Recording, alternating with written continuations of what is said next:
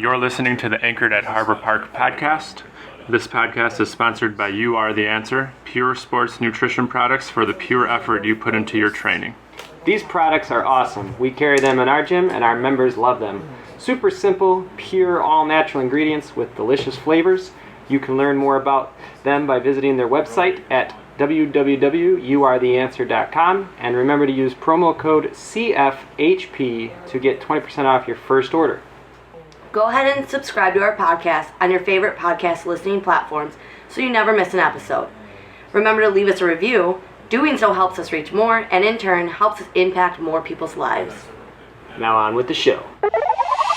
Welcome to Anchored at Harbor Park CrossFit, a show dedicated to helping you find enrichment for the other 23 hours of your day outside of the gym. Here's your hosts, Jason, Dave, and Corian.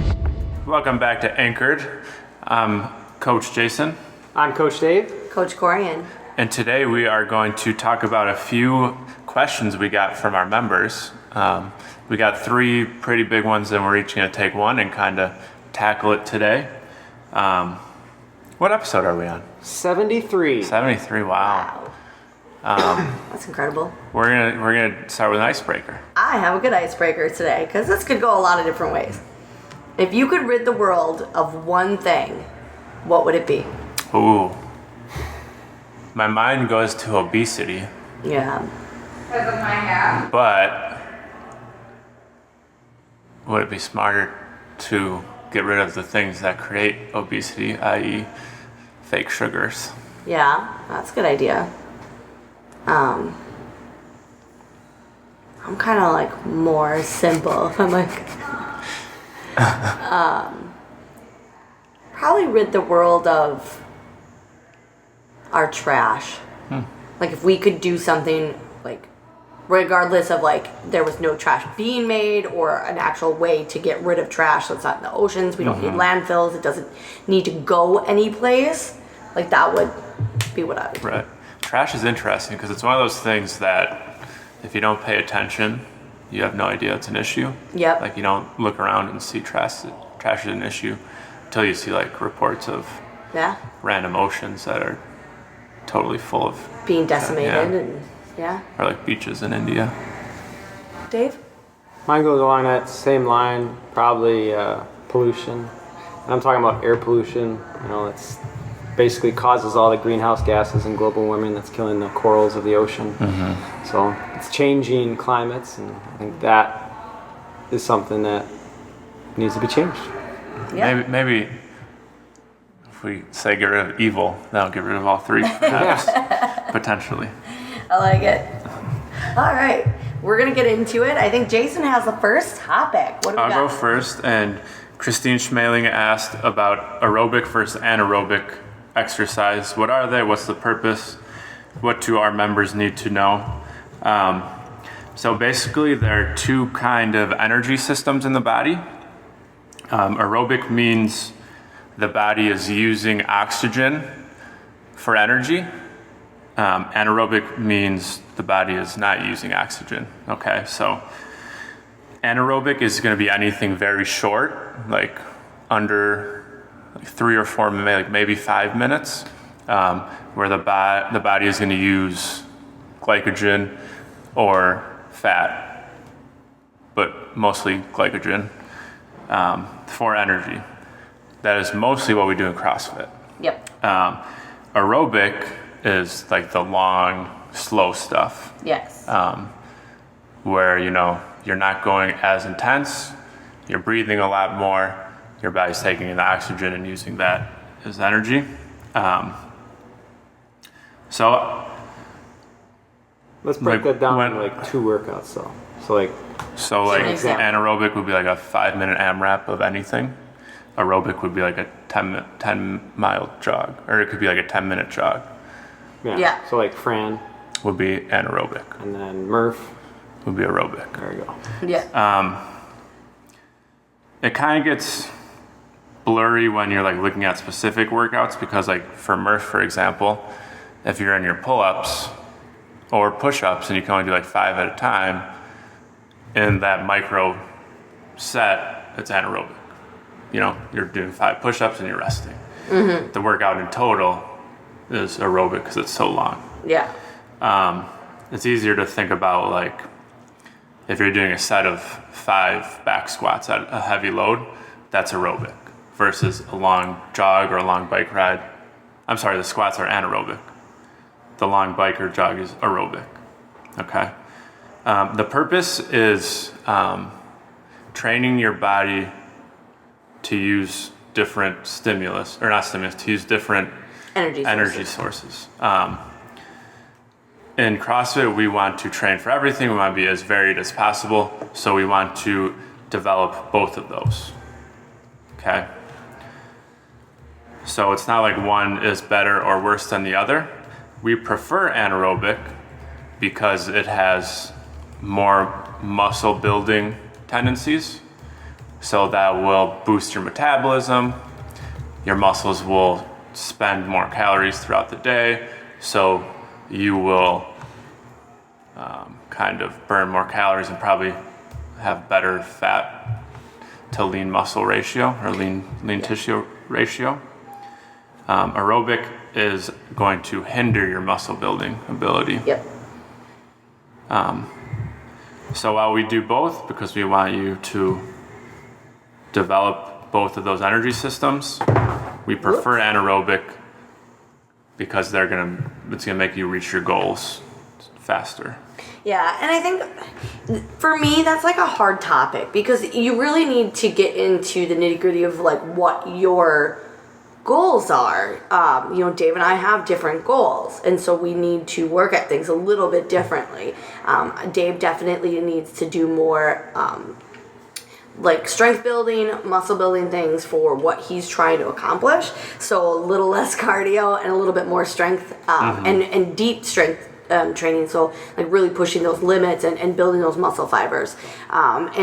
Because he already burns at a higher rate and is naturally lean, like more cardio is not going to help him because that's not going to help him for his muscle building. Right. He has a hard time putting on muscle.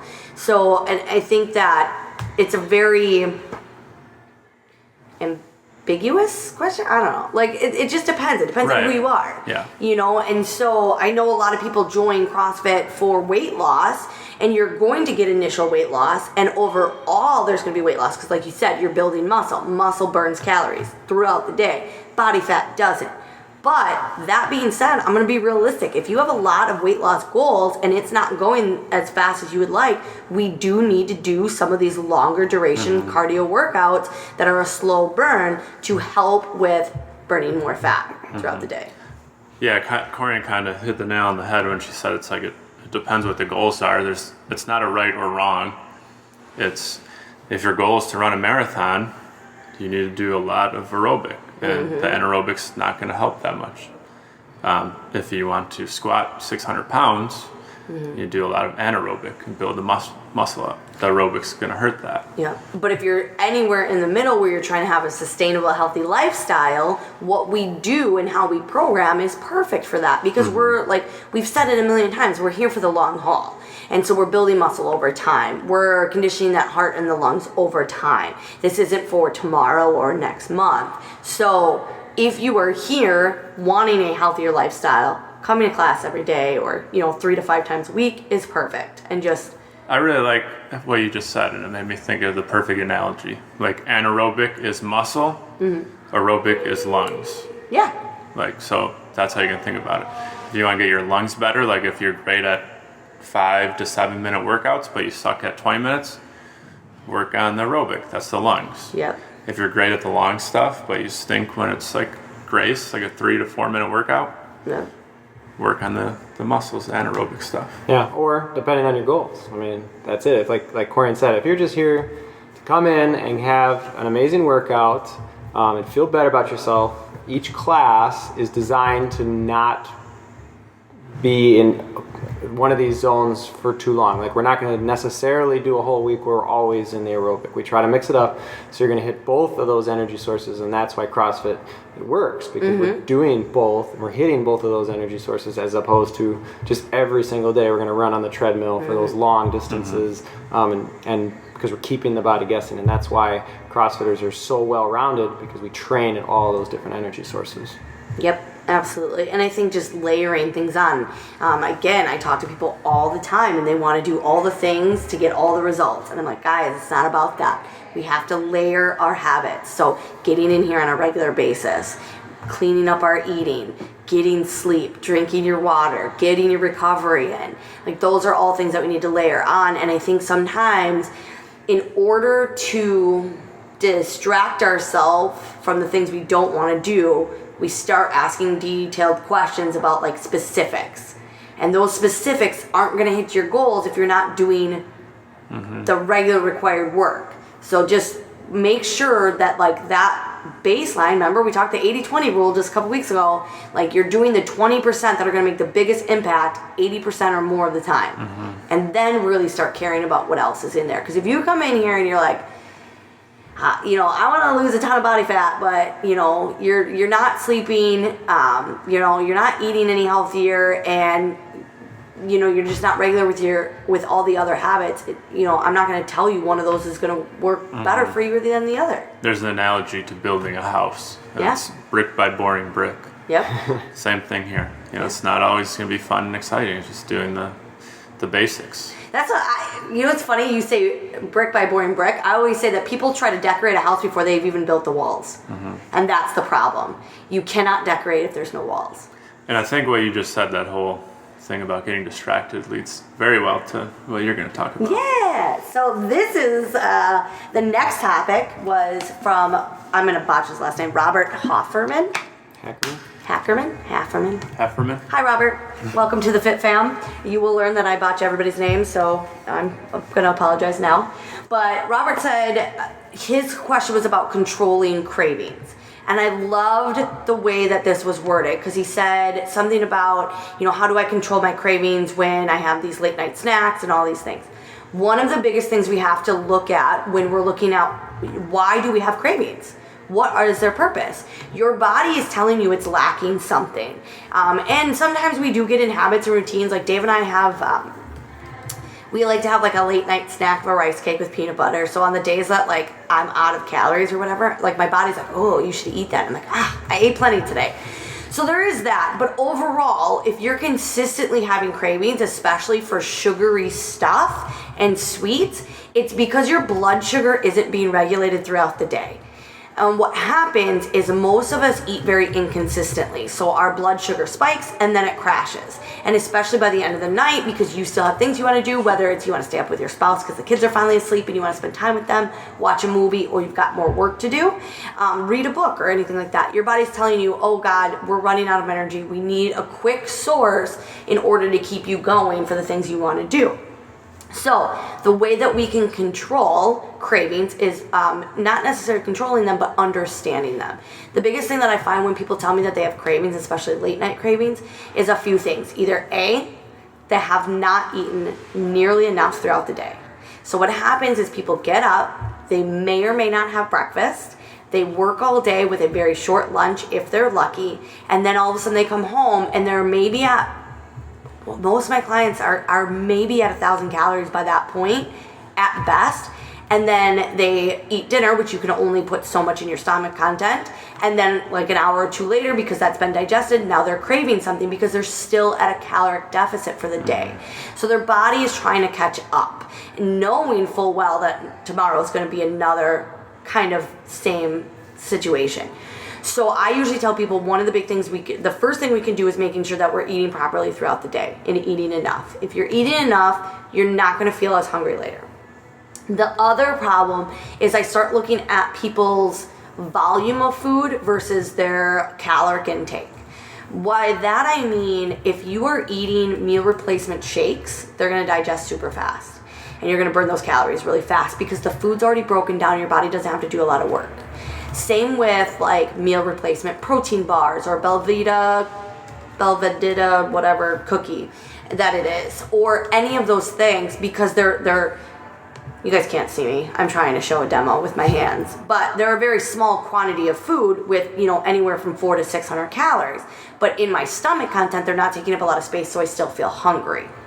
So there's that issue as well. So I always tell people start swapping out for very nutrient dense, low calorie foods. So lots of green vegetables, fibrous carbohydrates that are going to take longer to digest, lean proteins, healthy fats. I'm sure you guys are feeling like I'm a broken record because I talk about that stuff all the time. But that brings me to the next one. Are we eating proper portions of everything? So protein and fats help you feel fuller longer because they take longer to digest. They're more complex than carbohydrates. Liquids and simple carbohydrates digest first, and then complex carbs next, then protein and fat. So if you're drinking a lot of your calories and your stuff is very simple, you're going to be hungrier more often because it's not making you feel satiated for a long time. Especially too if you're not getting the protein and the healthy fats, because even though you may or may not be full, your body's saying, oh, we're missing some of our bricks, we're missing some of our building materials in order to get our body. So even though you might be full, I'm going to make you crave something because I didn't get this today. Mm-hmm. So those are the biggest things that are going on when we're feeling cravings. Either not eating enough, we're eating very compact foods that don't make us feel full, or we're eating improper portions and we don't have healthy fats and proteins in our meals. So those are the 3 culprits. Ways to get around that is to eat full, real food. Try to make sure you're eating throughout the day instead of just fasting subconsciously and then trying to eat a big meal at night. And then focus on what you're adding in. So a lot of people tell me, like, I want to cut out sugars, I want to cut out soda. If I tell you constantly, you can't have cupcakes, you can't have soda, it's all you're going to think about and your body's going to crave it. But if I say, hey, Jay, you can have soda and you can have cupcakes whenever you want, but what I need you to do is eat 6 cups of veggies a day first, and making sure we're getting that in, and then you can fill in with whatever you want then. You're going to be less likely, because again, we're hitting all those nutrients and the calories we need, and you're going to be a little bit fuller. You're going to feel less likely about that, wanting that cupcake, because you're not going to need the sugar. But also, even if you do indulge, you're not going to overdo it, because you're saying, I did what I needed to do. I ate my veggies and my lean protein. I can have a cupcake and not be worried about it. Mm-hmm. And it kind of takes the evilness of it away and the stress, and we make this big monster, but when we just say, oh, it's not bad, we don't focus on it as much. So there's a lot said there. Sorry. No, it's okay. More information is probably better. Yeah. I mean, it comes down to the food you're eating. Mm-hmm. Like, I really like the idea of the pre-split containers where it'll have, that's one container but it has 3 compartments. Like, one is your good carb source, one is your protein, and then the big part is your veggies. Yep. Or you could do the palm for your veggies. Or no, fist for veggies. Fist for veggies. Palm. Open palm for fibrous starchy carbs. And then open palm for of protein. Protein is an easy way to kind of make sure you're hitting all 3. Yeah. Thumb for fat. Yep. And I think too, especially with the carbohydrates and the fat. I mean, we have such a divided society and we make them so evil. Carbs cause fat. Right. Fat causes fat. Your body needs these things. That's why they're called macronutrients. They're what you need a lot of for your building blocks. When we are cutting them out and you're denying your body the things that it needs, it's going to revolt and it's going to want more of it. So if you can feed it in a healthy way and get it the things it needs, it's going to just chill. Mm-hmm. It's going to go in this happy place.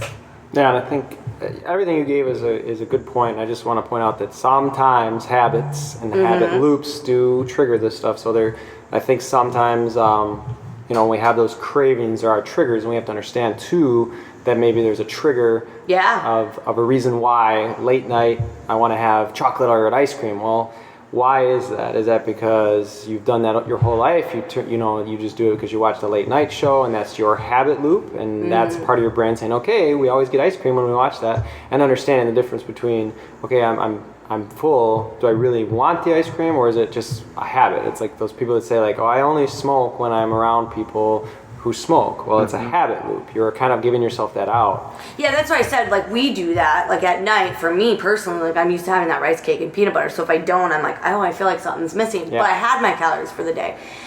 So yeah, absolutely understanding that some things are habits and triggers is that way. So someone just asked me that how do they get out of that?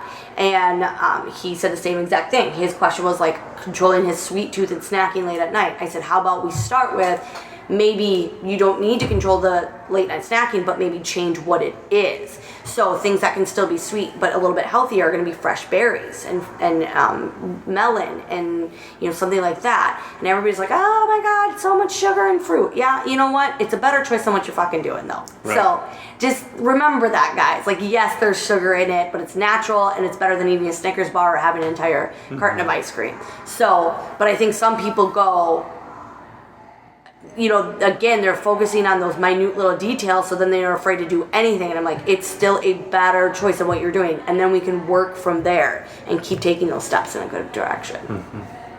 Good stuff. Yeah. All right. I think our last one comes from Karen Lund, and I'll be answering this one. Karen asked specifically how she can not feel so stressed with the holidays coming, understanding that she stresses about a lot of financial burdens when it comes around the holidays, and it just becomes unfun. I think before you get into it, I think we did do a full episode on this last year. So if you check the archives, you might be able to find one. Yeah, so if we go A little back bit more in detail. Yeah. go back and listen to our old past episodes. But Karen specifically, a couple of different things going on here. One thing that we came up with as a team is we said you could set a budget, on how much you can spend and afford, and you just have to kind of be happy with that budget, So Corinne and I usually say, we say we have $200 set aside, and that's as much as we can spend, and you just have to kind of live within your budget and finding little gifts that you can get each person. One thing that I would suggest is probably trying to read, if you haven't done so, is the 5 love languages. It sounds like maybe your love language might be giving gifts or receiving gifts, and that's some way that you feel that you need to show your love. So if you're not giving all of the gifts to the people that maybe potentially you don't feel that you're giving them as much love as you want to. But understanding that not everybody has that same love language. Some people could have like time. They just like to spend personal time with you. Some people, it's completely different. So if you can understand that might help you design a better gift, strategy. Maybe just, okay, this person, they like to always spend time together. So maybe just taking them out and doing a nice little luncheon or a picnic, would be something that you could do. That would be one thing. Remember, for stress-wise, stay to your schedules.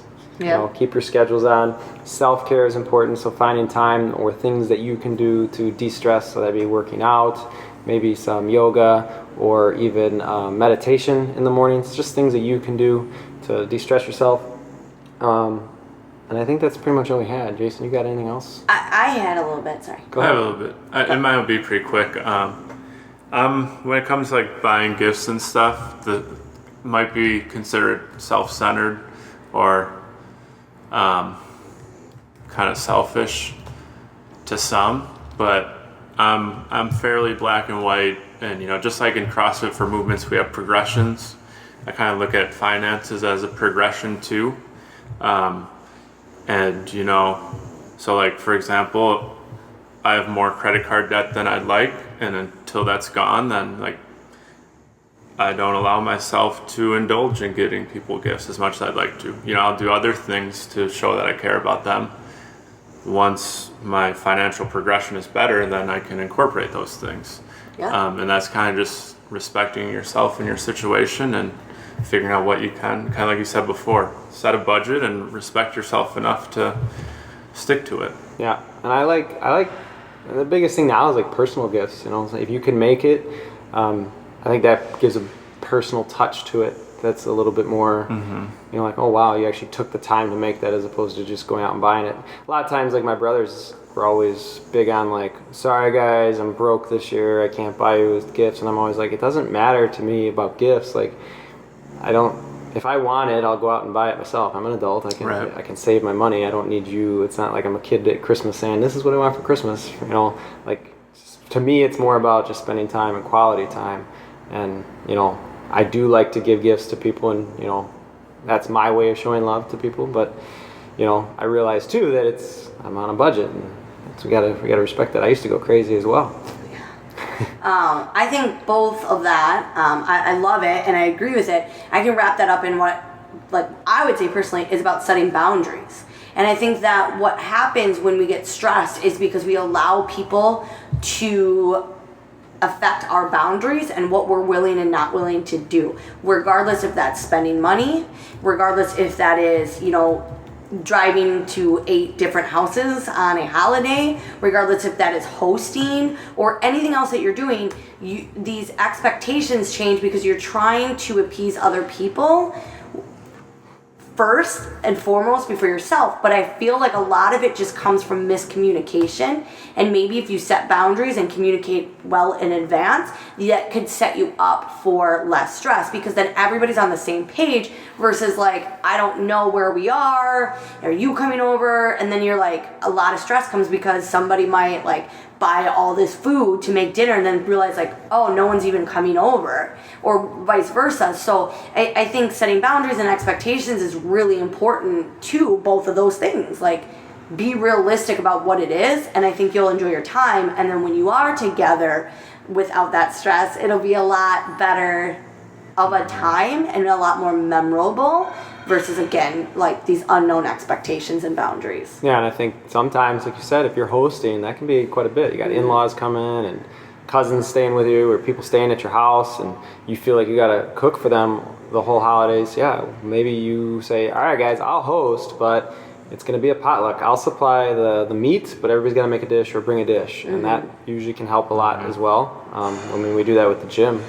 Yeah. And it turns out really well. It's Labor Day. I have a family get together after this, and my aunt said I'll cook brats. Everyone else bring a dish to pass. Perfect. I'm coming to your cookout. But Dave and I do that, with the gym, because we're coaching so much. A lot of times our family's so spread out. We just tell them, look, guys, like, on the day of the holiday, we're not driving. We'll come meet you on another day.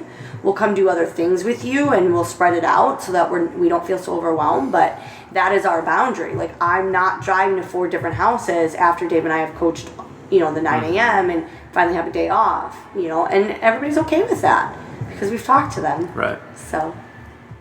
Yep. All right. Well, I think that's all the questions we had. I did get a message I remembered after. It was from Madonna. He sent me a private message, and I think that one will actually turn into a full episode later.